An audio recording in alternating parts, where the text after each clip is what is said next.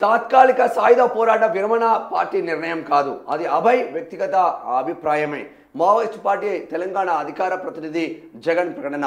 శాంతి చర్చల పేరిట Maoist party నుంచి లేఖల పరంపర కొనసాగుతుంది.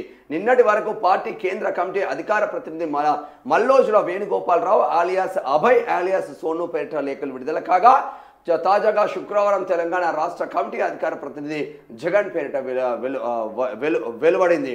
అయితే వీరిద్దరి ప్రకటనలు పరస్పర విరుద్ధంగా ఉండడం చర్చనీయాంశంగా మారింది. సాయుధ పోరాటానికి తాత్కాలికంగా విరామం ప్రకటించి శాంతి చర్చలకు సిద్ధంగా ఉన్నామని అభయ్ అయితే చెప్పుకొచ్చిండు. మరి నిజంగానే మావోయిస్టుల పరిస్థితి కుడిదలో పడ్డ ఎడకలాగా అయిపోయింది. అటు మునగలేరు, అలా మునిగిదిగా చచ్చిపోవడే తప్ప అటు పైకి రాలేని పరిస్థితి మాత్రం ఉన్నదని చెప్పుకోవచ్చు.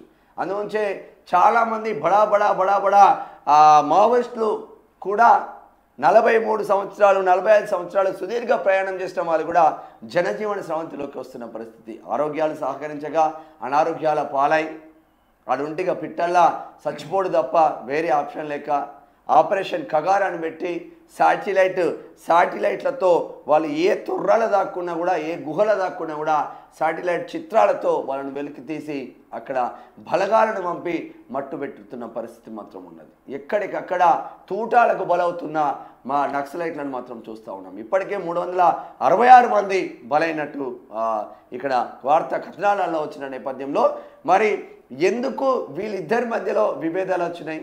జగన్ పేరిట ఒక లేఖ, అభయ్ పేరిట ఒక లేఖ. ఎందుకు మావోయిస్టులు పార్టీల మధ్యనే విభేదాలు ఎందుకు కొనసాగుతున్నాయి అంటే, ఒకడు లొంగిపోతామంటే ఒకడు వద్దనడం.